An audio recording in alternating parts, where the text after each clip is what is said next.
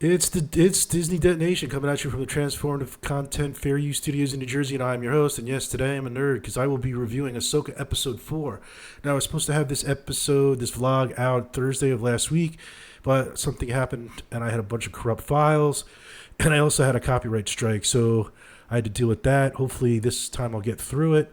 So if you're looking for Florida Residents re-edits content, it's not going to be here today, but don't worry, my cup runneth over with content for that after the D23 vlogs that came out.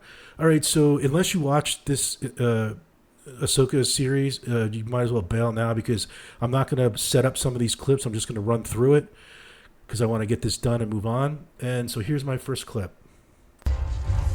Destroy it! Step away from her!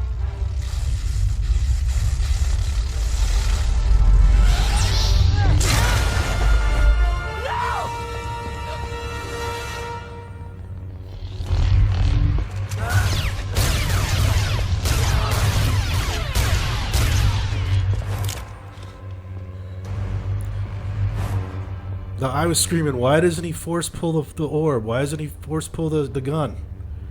You should do as your master says. Destroy it. So, yeah, that was a setup for him talking to her about why she shouldn't destroy the orb, because unless you watch the Rebels, the cartoon Rebels, you kind of like don't understand some of the plot lines.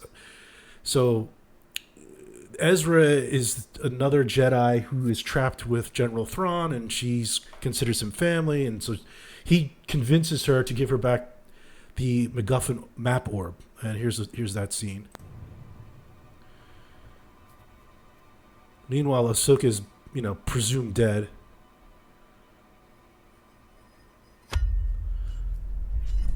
This is where you kind of felt that moment of loss, especially when this next. So right after this, she got force choked by Shin. Shin, release her. Shin.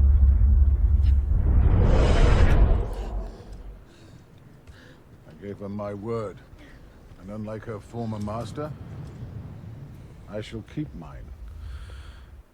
Yeah, so those two scenes prior to this cutting or filming or whatever you want to call it, vlogging, that's what I got copyright struck for.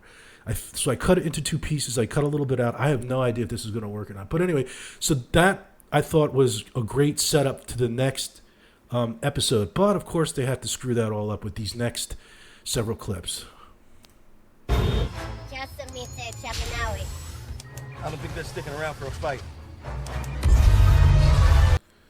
So right then and there, I don't think they're not sticking around for a fight. They have this huge ship with these, these massive hyperdrive engines that they've never seen before, but yet they're still going to fly straight at this ship, even though they know they're about to jump into hyperspace. Why, stupid. And why is her son with her? Like, why would you... Are you reading this? That's a tremendous surge in power. It's the hyperdrive. They're gonna jump. No kidding.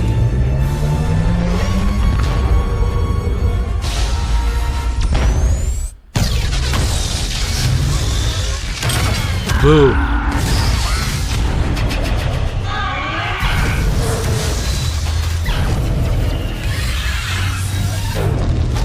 It's terrible.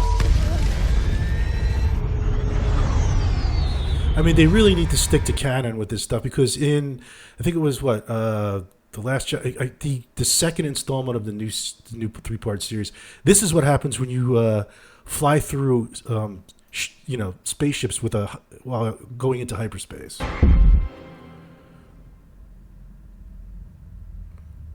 And from my understanding, she dies in this blast.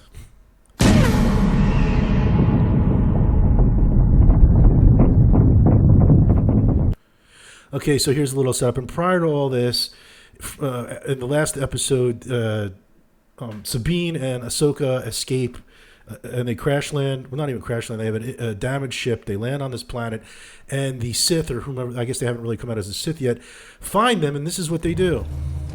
Nothing.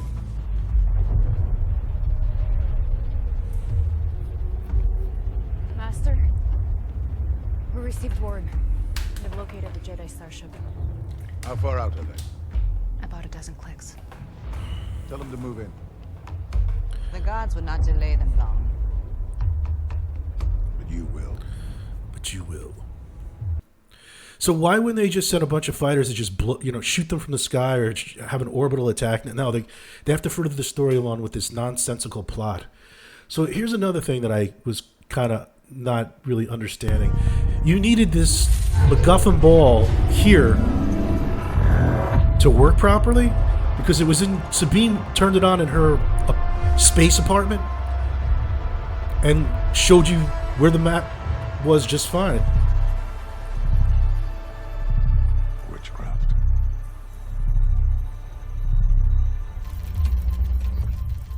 Calculating hyperspace coordinates. Okay, so the next clip is what speaks for itself.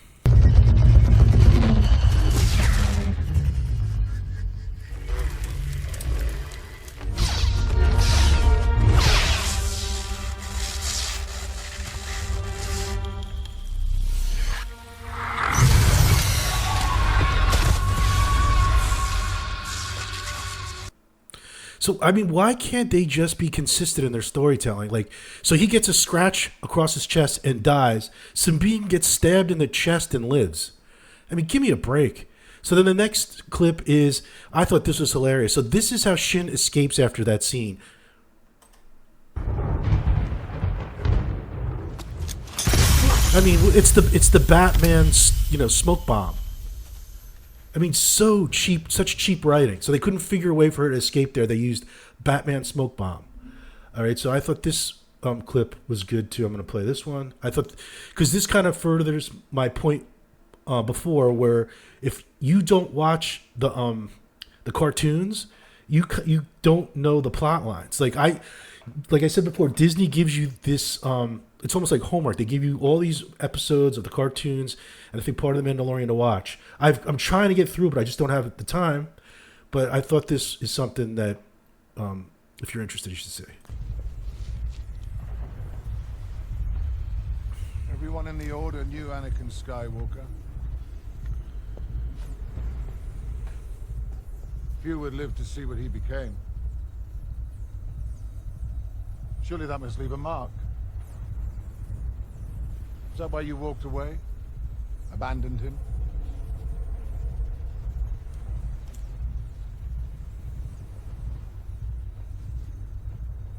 I'm not here to discuss my past.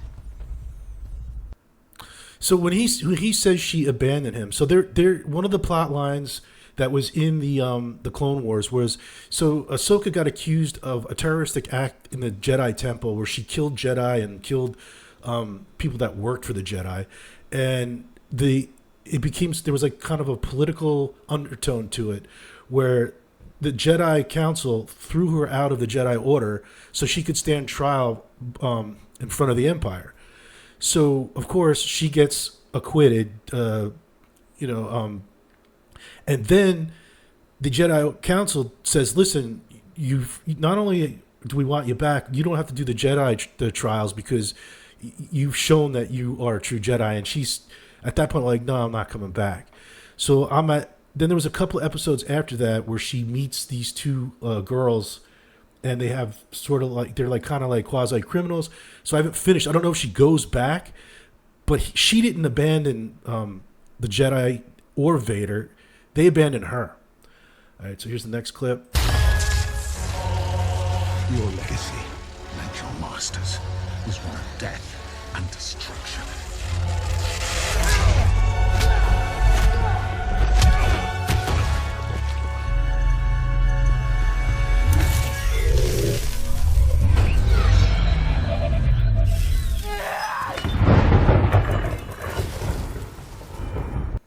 Yeah, there's another thing that didn't make a lick of sense. So Sabine turns the thing on in her apartment, and she doesn't burn her hand on it. So I mean, maybe I'm missing something. Maybe I should go back and look. I don't know. And then I could have sworn there was another part where I forget what the protagonist's name is. She also turned it on and turned it off again without it heating up. So there was no explanation for that. All right, so here's the next clip.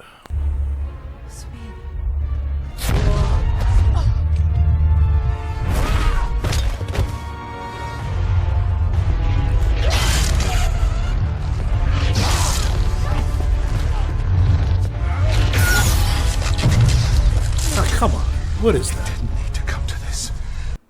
So now she can't use the Force with her hurt hand. Don't try it.